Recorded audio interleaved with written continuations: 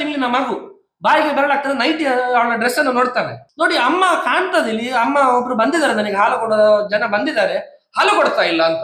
ಅವನಿಗೆ ವ್ಯಕ್ತಪಡಿಸ್ಲಿಕ್ಕೆ ಆಗ್ತದ ನೋವನ್ನು? ಆ ನೋವಿಗೆ ಯಾರು ಉತ್ತರ ಕೊಡ್ತಾರೆ?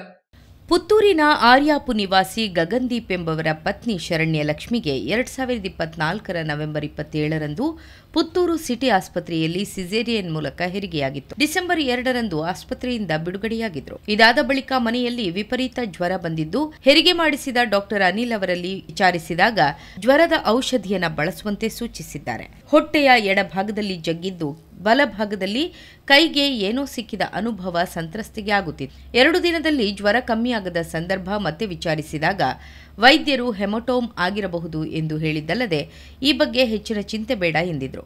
ಮತ್ತೆ ಕೇಳಿದಾಗ ಅಲ್ಟ್ರಾಸೌಂಡ್ ಮಾಡಬಹುದು ಎಂದು ಹೇಳಿದ್ದಾರೆ. ಇದರಲ್ಲಿ 10 ಸೆಂಟಿಮೀಟರ್ ಮಾಪ್ ಫಾರ್ಮೇಷನ್ ಇರುವುದು ಕಂಡುಬಂದಿದೆ. ಬೇರೆ ಔಷಧಿಯನ್ನ ನೀಡಿದ್ದು ಜ್ವರ ಕಡಿಮೆಯಾಗಿತ್ತು. ಅದಾದ ಕೆಲ ದಿನದಲ್ಲಿ ಸಂಧಿ ನೋವು ಪ್ರಾರಂಭವಾಗಿದ್ದು, ಈ ಬಗ್ಗೆಯೂ ವೈದ್ಯರಲ್ಲಿ ವಿಚಾರಿಸಿದಾಗ ಆರ್ಥೋ ಇರಬಹುದೆಂಬು ಹೇಳಿದ್ದಾರೆ. ಕೆಲ ದಿನದ ಬಳಿಕ ಮಗುವನ್ನು ಹಾಸಿಗೆಯಿಂದ ಎತ್ತಲಾಗದ, ನಿಲ್ಲಲಾಗದ ಸ್ಥಿತಿ ನಿರ್ಮಾಣವಾಗಿದೆ ಎಂಬುದನ್ನು ತಿಳಿಸಿದಾಗ ರುಮೋಟಾಲಜಿ ವೈದ್ಯರನ್ನ ಸಂಪರ್ಕಿಸುವುದು ಉತ್ತಮ ಎಂಬ ಸಲಹೆ ನೀಡಿದ್ದಾರೆ. ಮಂಗಳೂರಿನ ತಜ್ಞರು ವರದಿಗಳನ್ನು ಪರಿಶೀಲನೆ ನಡೆಸಿ ಸಿಸೇರಿಯನ್ ಮಾಡಿದ ವೈದ್ಯರಲ್ಲಿ ಮಾತನಾಡಿದ್ದಾರೆ. ಈ ಸಂದರ್ಭ 10 ಸೆಂಟಿಮೀಟರ್ ಮಾಸ್ ತೋರಿಸುತ್ತಾ ಇದ್ರು, ಯಾಕೆ ತೆರವು ಮಾಡಿಲ್ಲ ಎಂದು ಹೇಳಿದ್ದು ಫಾರಿನ್ ಬಾಡಿ ಆಗಿರ್ಲಿಕ್ಕಿಲ್ಲ ಅಂತ ತಿಳಿಸಿದ್ದಾರೆ. ಸಿಟಿಸಿ ಸ್ಕ್ಯಾನ್ ಮಾಡಿದಾಗ ಸರ್ಜಿಕಲ್ ಮಾಪ್ ಅನ್ನು ಸೂಚಿಸುವ ಗ್ಲಾಸಿಪಿಗೋಮಾ ಇದೆ ಎಂಬುದು ಬೆಳಕಿಗೆ ಬಂದಿದ್ದು, 1.5 ತಿಂಗಳಾಗಿರುವ ಕಾರಣ ಈಗಲೇ ಅಪಾಯದ ಸ್ಥಿತಿ ತಲುಪಿದೆ. ದ್ವಿತೀಯ ಅಭಿಪ್ರಾಯ ಪಡೆದು ತಕ್ಷಣ ಅದನ್ನು ಹೊರತೆಗೆಯುವ ನಿಟ್ಟಿನಲ್ಲಿ ಶಸ್ತ್ರಚಿಕಿತ್ಸೆಯನ್ನ ನಡೆಸಲಾಗಿದೆ. ವೈದ್ಯರ ನಿರ್ಲಕ್ಷ್ಯದಿಂದ ಸೋಂಕಿಗೆ ಕಾರಣವಾದ ಬ್ಯಾಕ್ಟೀರಿಯಾವನ್ನ ದೇಹದ ವಿವಿಧ ಭಾಗಕ್ಕೆ ಹೋದ ಕಾರಣದಿಂದ ಪತ್ನಿಯ ಪರಿಸ್ಥಿತಿ ಗಂಭೀರ ಸ್ಥಿತಿಗೆ ತಲುಪಿತ್ತು. 3 ತಿಂಗಳಿಂದ ಮಾನಸಿಕ ಯಾತನೆಯಲ್ಲಿ ದಿನ ಕಳೆಯುವ ಸ್ಥಿತಿ ನಿರ್ಮಾಣವಾಗಿದ್ದು, ಮುಂದೆ ಇಂತಹ ಸ್ಥಿತಿ ಯಾರಿಗೆ ಬರಬಾರದು. ಸಂಬಂಧಪಟ್ಟವರು ಈ ಬಗ್ಗೆ ಸೂಕ್ತ ತನಿಖೆಯನ್ನು ನಡೆಸಿ ನ್ಯಾಯ ಒದಗಿಸಿಕೊಡಬೇಕು ಎಂದು ಸಮಸ್ಯೆಗೊಳಗಾದ 33 ವರ್ಷ ಪ್ರಾಯದ ಶರಣ್ಯ ಲಕ್ಷ್ಮಿ ಬಿ ಅವರ ಪತಿ ಗಗನ್ದೀಪ್ ಬಿ ಆಗ್ರಹಿಸಿದ್ದಾರೆ.